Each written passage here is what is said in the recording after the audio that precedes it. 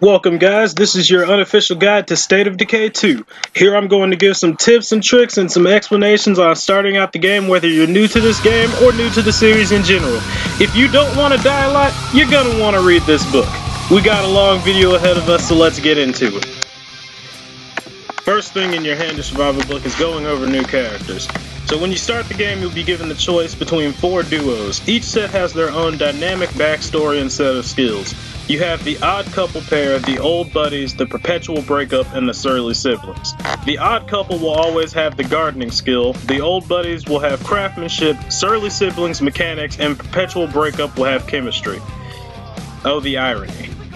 Well, one thing I will mention is that for each different person, the names of the characters in the duo will be different.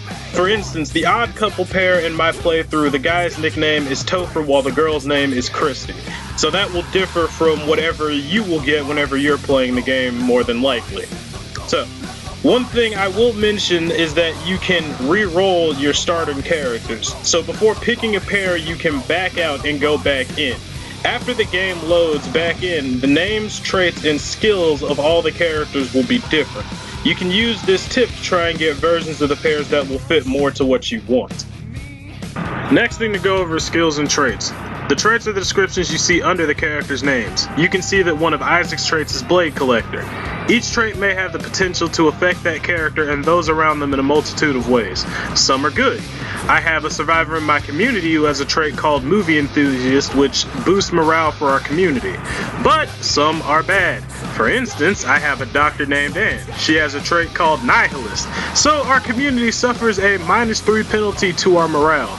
Now, I don't know about you, but me personally, I wouldn't want to ask my doctor if I'm going to live and they respond with all life ends eventually. But that's just me. Fuck you, Anne. Moving on to skills. Skills in this game are trainable, meaning the more you do something pertaining to that skill, it will level up. Cardio is a skill that you can level up for doing things like running, which, don't worry, you'll be doing a lot of. How do I get myself in these situations?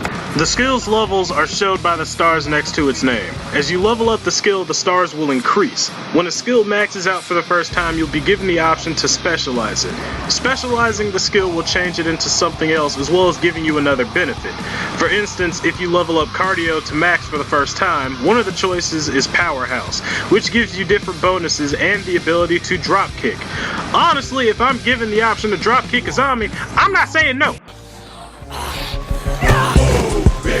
Get out the way, bitch, get out the way, move, bitch, get out the way, get out the way, bitch, get out the way, move, bitch, get out the way, get out the way, bitch, get out the way, move, bitch, get out.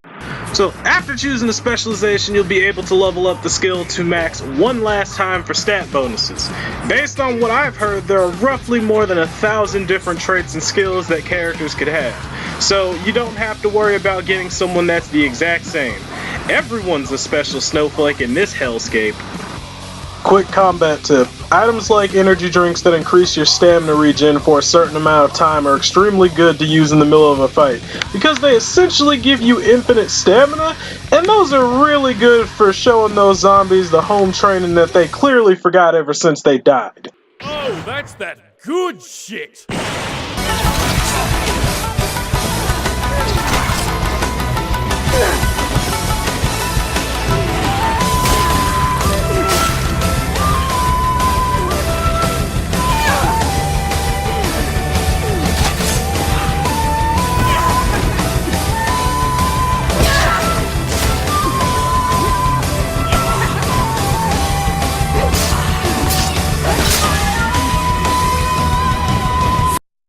The radio is a menu that you can access by pressing up on the D-pad for the Xbox version of the game.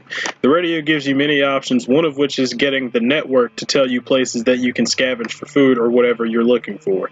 If you elect a trader as a leader of your community, you can also call traders directly to your base after building the trade depot. This allows you to purchase these goods directly from your base, provided you have the influence to purchase them. If you have pre-order bonuses and DLC, you call them in from here. My personal tip would be not to call in the material DLC until after you've moved bases. Getting the extra materials after you move somewhere bigger will help you with integrating to a new base. Or you can call them in earlier or later. Or not at all. You're an adult, you can make your own decisions. Also, last thing is from the radio menu, you can also use the stuck option. There's a possibility that you can end up stuck in the environment in some way, shape, or form while playing the game. So if you press this button, it will, after a few seconds of you not moving, move you to somewhere else and unstick you. Just be careful when you're doing it, like say if there are zombies around, you wouldn't want to accidentally have it put you in front of a Juggernaut, for instance. Personal anecdotes aside, moving on. Next is cars. Cars are very helpful because they can help you traverse the map faster and safer. One good thing about the cars is that you can actually store things in the trunks. So if you found multiple rucksacks or have too many things to bring back when you're scavenging, you can drop them into the car's inventory. My favorite part about this is that if you park the car in the designated parking space outside your base, you can go into the car's inventory and transfer things to your storage from the trunk. This is really good for when you have multiple rucksacks or if you want to empty your inventory and then head out again.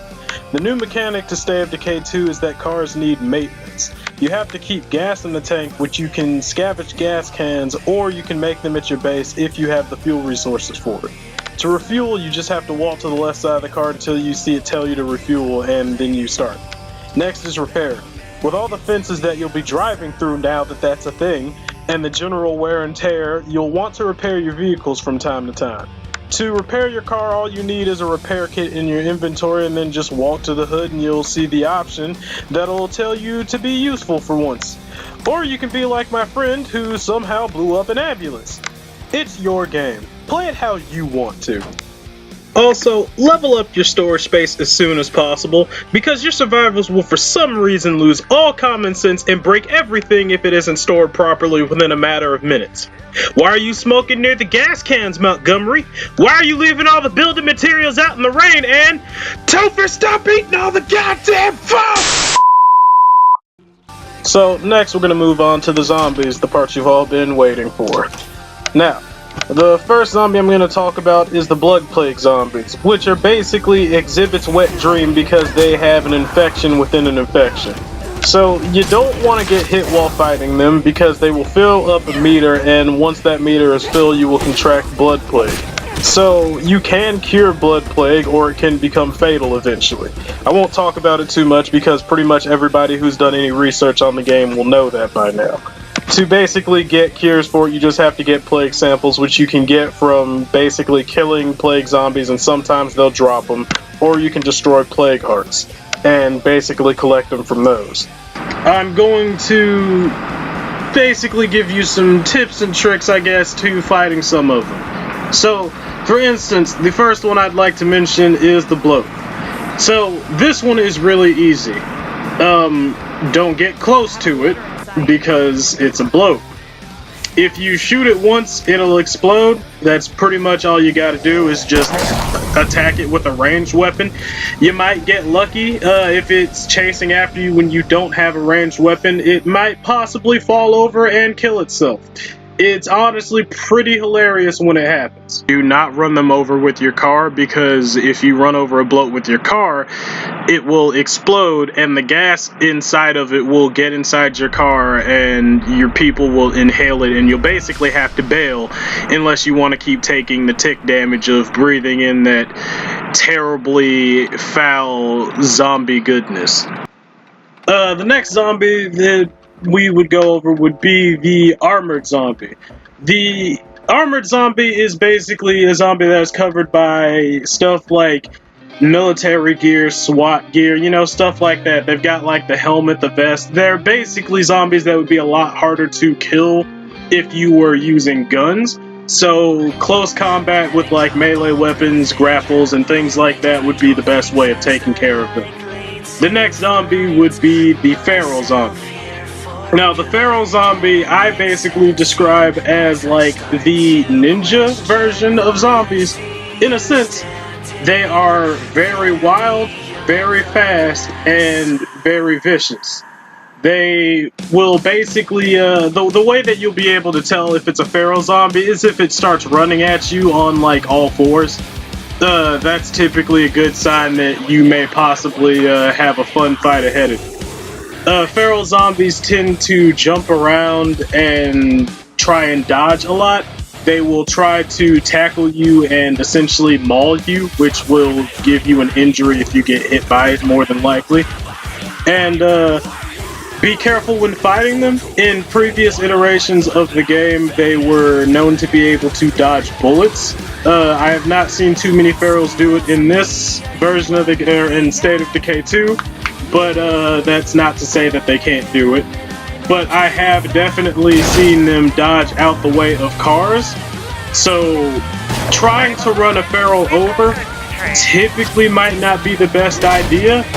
But you could also be an asshole and bullshit it like me and a friend did.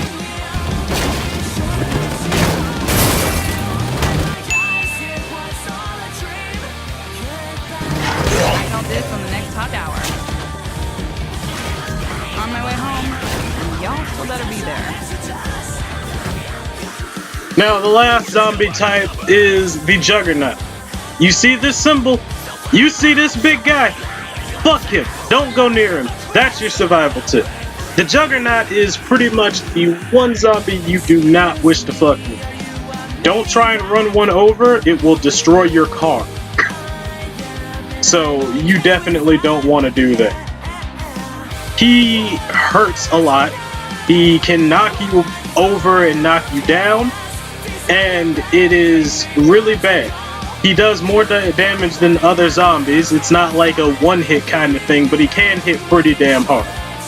And dodging him is tricky. I have found that in some cases I would try to dodge, like, say, to the side of him, and, like, say, dodge around him, like in somewhat of a circular motion when he gets angry and charges, but it doesn't always seem to work. Because apparently this man was a ballerina before he died, so this motherfucker got us spinning on point because he'll rotate in the spot and hit my ass. And there have been other times where I'm able to like literally dodge under his fat arms and he misses. So as far as fighting the Juggernaut, I would say literally do not do it unless you have things like explosives and Molotovs on. If you don't have anything to heal yourself, fighting a Juggernaut is a no-no. Now, if you are fighting a Juggernaut and you see the big dude bend over, take a knee, and look like he's taking a breather, that is your moment to run in and execute him. The window for it can be pretty small, so you have to make sure you're on top of it if you want him to go down right then. Otherwise, you're going to have to start working on his health again to get him to go back to that state. And the last few tips I'm going to give to you guys in this video is this. Don't go out by yourself. Be careful at night. Don't forget to bring a car. And for the love of God, please don't forget to take it away, Piccolo. And the last two tips that I have for this video is that while you're playing, the game will keep going even if you try to pause. The reason I bring this up is in the process of me trying to make some gameplay footage for this video, a Juggernaut killed one of my survivors because my controller died.